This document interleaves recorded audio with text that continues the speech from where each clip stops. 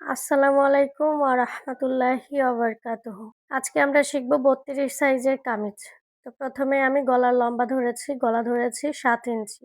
আপনি চাইলে গলা ছোট এবং বড় করতে পারবেন। তারপরে এখান থেকে মোহরা ধরেছি ৬.৫ ইঞ্চি ৩২ সাইজের জন্য। তারপরে এখান থেকে নিয়েছি শেস্তের মাপ। কাঁধ থেকে নাভির লম্বার মাপ নিয়েছি ১৫ ইঞ্চি। এখান থেকে ধরেছি হিপ লাইন। তো হিপ লাইন নেওয়া হয়েছে ৪ ইঞ্চি নিচে। তারপরে এখানে ধরা হয়েছে লম্বার মাপ। লম্বা ৩৬ ধরেছি, তার সাথে প্লেট নিয়েছি। আপনারা আপনাদের ইচ্ছামতো লম্বার মাপটা নিয়ে নেবেন। তারপরে নেওয়া হয়েছে পুট গলা। পুট গলা নেওয়া হয়েছে এখানে ৩ ইঞ্চি। তো এখানে একটা ডিজাইনের গলা করা হয়েছে। ৩ ইঞ্চি নিচে আমি একটা দাগ দিয়েছি। আর এখান থেকে ধরে 1/2 ইঞ্চি ভিতরে একটা দাগ দিয়েছি। দাগ দেওয়ার পরে উপরের দাগের এখান থেকে ধরে এখানে একটা বাঁকা শেপ দিয়েছি। তারপরে নিচের দিকে ১ ইঞ্চি দাগ দেওয়া হয়েছে সোজা করে।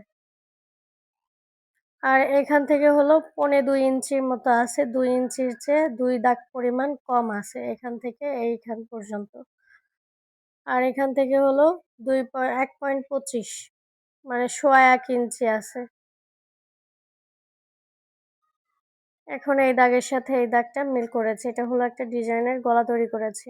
তারপরে এখান থেকে নেওয়া হয়েছে পুট লাইন ৬ ইঞ্চি, ছাতির লাইন নিয়েছি ৯ ইঞ্চি বা বুকের লাইন। এই দাগের সাথে এই দাগ মিল করেছি, এখানে মোহরার শেপ দিয়েছি।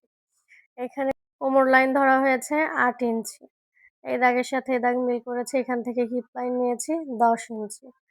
আর দেওয়া হয়েছে এখান থেকে ঘের লাইন দিয়েছি ১১ ইঞ্চি।